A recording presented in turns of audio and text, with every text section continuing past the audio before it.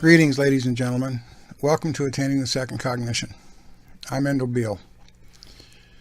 The topic of this unscripted lecture is PSOYCA consciousness, hacking the hacker program. This one is going to take some mental gymnastics on some of your parts to understand what's actually taking place here. For those that want to balk at the idea of the Herpes virus, then you may as well stop listening now, because this is going to be a meaningless presentation to you because of your denial.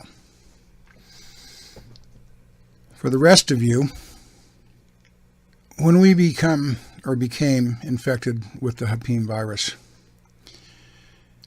it has to control the physiology through the body-mind. I've used the term in previous lectures, and I also use the terminology in the Energetic War Against Humanity book about how the virus would put like tendrils into our form. And I'm not saying that you should accept this tendril concept as a literalism, but from a conceptual standpoint. The body-mind is designed to follow the lead of a higher consciousness.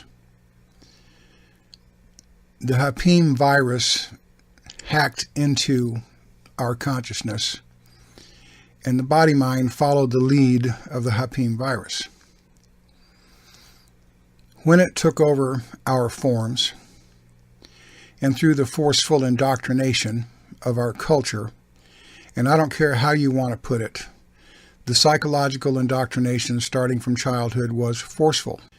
We were forced to adopt the beliefs of our parents, and then we were forced to adopt the cultural programming within our schools and from our peer groups and everything else.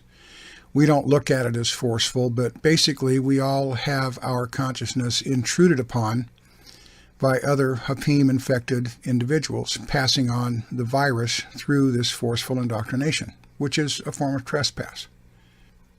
As the virus took over the form more and more, we all become members in the culture. And this is the term that Don Juan used in some of his teachings. Once we have that membership, then the name of the game is conformity.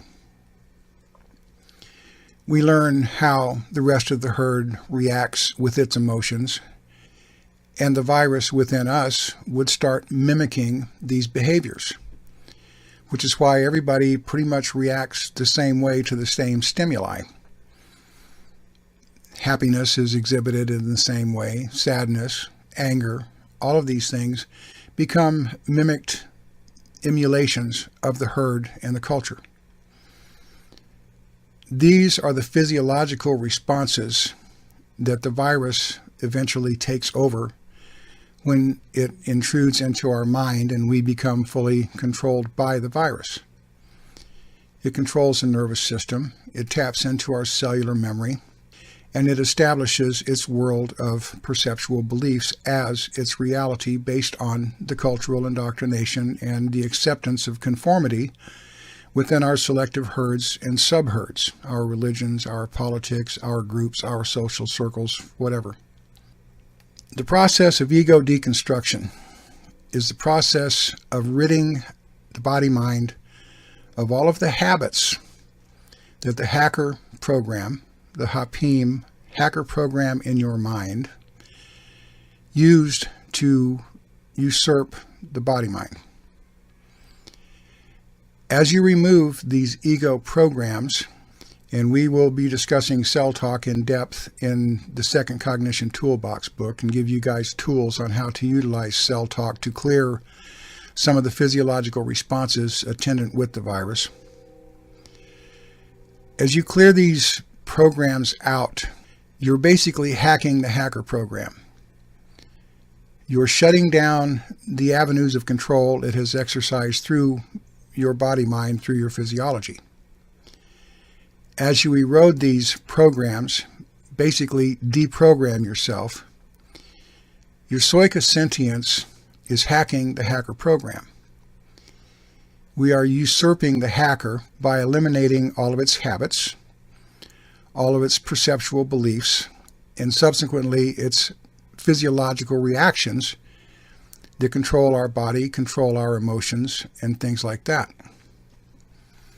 When these programs are all gone, then you reach that state of emotional equanimity where your PSOYCA consciousness has removed all of these hacked programs, and you're in the process of hacking the hacker.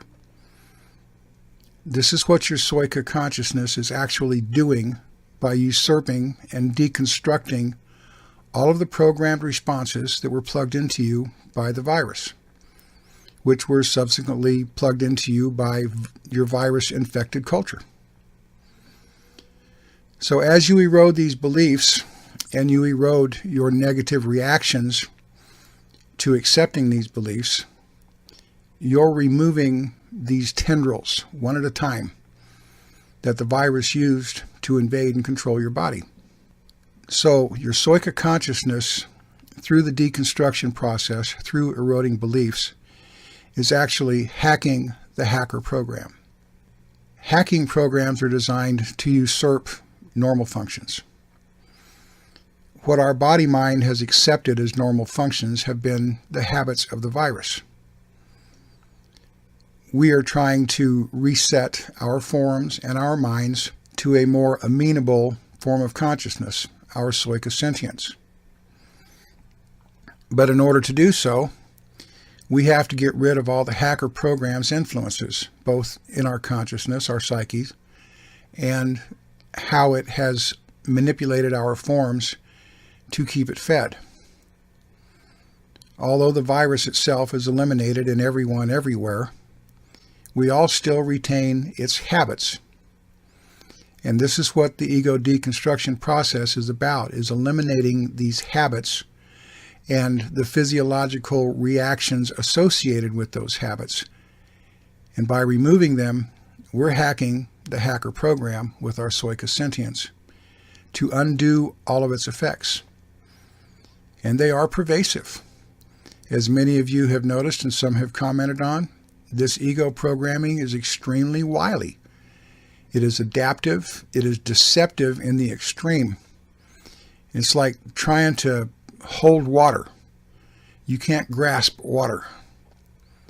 And the ego programming is that slick, that unobtainable to get a hold of on occasion, which is what makes the PSOYCA consciousness hacking the hacker so goddamn difficult. But you needed to understand that this is what is taking place through the ego deconstruction process. Your PSOYCA sentience is working to assert its consciousness and create a symbiotic relationship with the body-mind where the Hapim hacker virus had already usurped the form and the psyche. Maybe this explanation gives you better definition about what this whole ego process is and why deconstructing it is so important, because it does manage and control your physiological reactions. It is the intrusion of the virus into your physical form that creates your emotional reactivity. It finds a program, or it embeds a program, and we have a chapter in the Second Cognition Toolbox book about cellular programming and how programs are embedded. It embeds these programs to create certain emotional responses: anger, self-pity, name any damn human emotion you got, and this virus controlled them all through controlling the physiology of the body-mind. What our PSOYCA is trying to do is unroot all of this hacked programming to create the symbiotic relationship between the body and the consciousness and eliminate all these programs that have hacked in and have controlled the form. So the ego deconstruction process is not just on the level of your psyche. It also goes down to the cellular level, the nervous system, the emotive reactions through your emotions. It is a very pervasive hacker virus.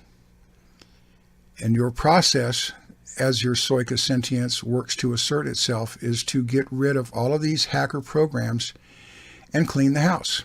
It's just like running an antivirus on your computer, except you're in charge of running the antivirus scan. Finding these habits of the ego, a part of the antivirus scan that your PSOYCA is performing to get rid of the hacker program. There's really not a lot of difference. If you think about it, it just happens to be dealing with the human form rather than a computer memory. The body-mind is very much like a computer memory. It becomes programmed by whatever guides the psyche. And unfortunately for humanity, this virus and its effects have been guiding the human psyche since we were created as a species. So what your process is and why it is so damnably hard is because we are hacking the hacker program and eliminating the effects of the hack. We are getting rid of the virus. No different than trying to get rid of a pernicious virus on your computer. They can be equated. So when you look at your process of clearing and getting rid of all these ego constructs, not just mental, but the physiological constructs as well, then you can understand why this process is so goddamn hard. Because it's very pervasive, and most of it is hidden from us. It's a lot easier to erode the external programs that we see, and much more difficult to erode the internal programs that create the emotional reactions based on cellular programming, nervous system control, and things like that. So the process is very paramount, and I haven't shared this before because this is some wild shit. Most people aren't going to accept it because it sounds too fucking crazy to their limited first cognition world of reason and logic. But I told you in the earlier videos that since we've started back up, I'm not pulling any punches anymore. You guys want the heavy-duty shit? This is the heavy-duty shit. And you either deal with it or you don't. But there's nothing misrepresented in what I've shared in this video. So maybe with these explanations, you can understand what you are actually going through, what you are actually performing through your deconstruction process. The comment sections are open for questions and clarifications. We'll answer whatever we can. And for the rest of y'all, stay the course and don't give up on yourselves.